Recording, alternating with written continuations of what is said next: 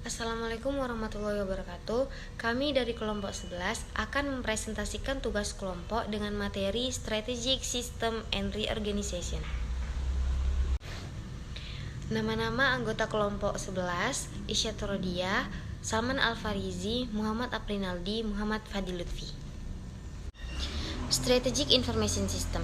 Strategic Information System atau yang disingkat SISS atau Sistem Informasi yang Strategis adalah sistem yang menunjang dalam pembentukan strategi bersaing dari suatu organisasi.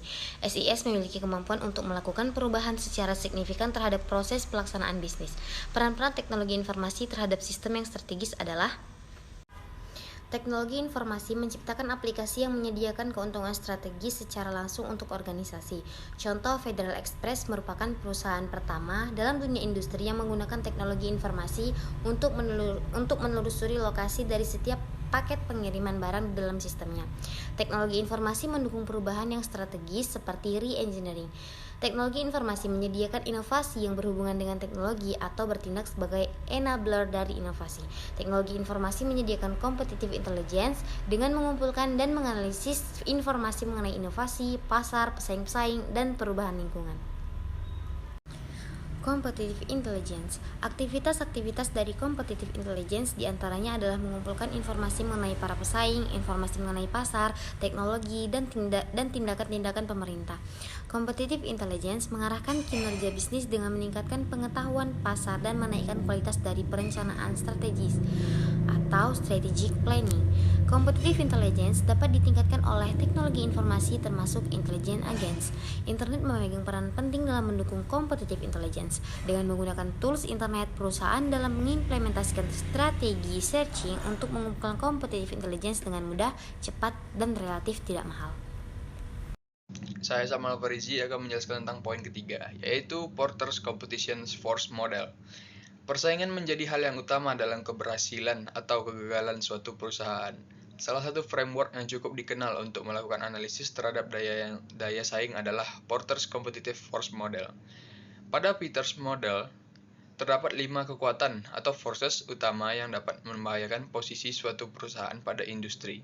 Kelima kekuatan tersebut adalah: yang pertama, yaitu ancaman dari pesaing baru; yang kedua, kekuatan penawaran atau bargaining power dari supplier; yang ketiga, yaitu kekuatan penawaran atau bargaining power dari pelanggan; yang keempat, yaitu ancaman dari produk atau layanan pengganti; dan yang terakhir adalah persaingan di antara perusahaan-perusahaan dalam dunia industri. Lanjut pada poin keempat, yaitu penggunaan force model. Dalam penggunaan force model, terdapat 4 langkah yang terlibat, yaitu yang pertama, mendaftarkan players dalam setiap competitive force. Misalnya, belanja melalui internet dapat menjadi pengganti dari berbelanja ke toko. Yang kedua, yaitu hubungkan penentu utama atau manajer determinan untuk setiap force. Misalnya, untuk berbelanja secara elektronik. Dapat diperiksa biaya pembeli, keuntungan dari berbelanja secara elektronik, dan lain sebagainya. Poin yang ketiga yaitu menemukan cara bagaimana perusahaan mengatasi forces berdasarkan player dan penentu atau determinan.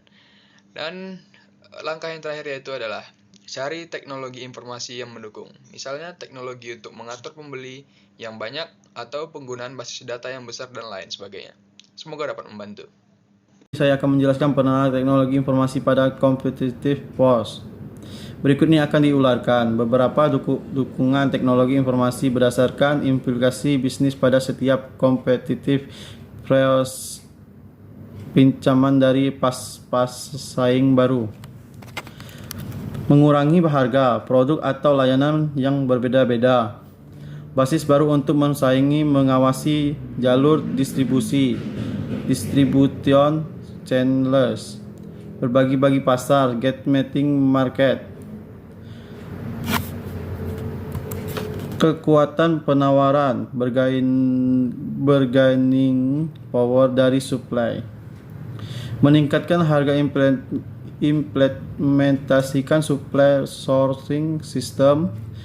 Mengurangi kualitas penyediaan barang atau layanan, memperluas pengawasan kualitas.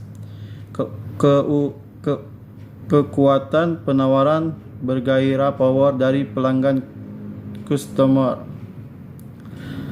Memaksa harga turun produk atau layanan yang berbeda-beda dan meningkatkan kinerja. Mendorong pesaing mendapat membeli dengan pemilihan produk, ancaman dari produk atau layanan pengganti. Membatasi pasar yang berpotensi dan keuntungan menggunakan strategi differentiation. Persaingan di antara perusahaan-perusahaan dan dunia industri. Kompetisi harga meningkat harga kinerja. Kebutuhan membangun produk dan layanan baru, mendefinisikan ulang produk dan layanan. Distribusi dan layanan mendefinisikan ulang perbagian pasar. Dibutuhkan loyalitas pelanggan mendekati konsumen.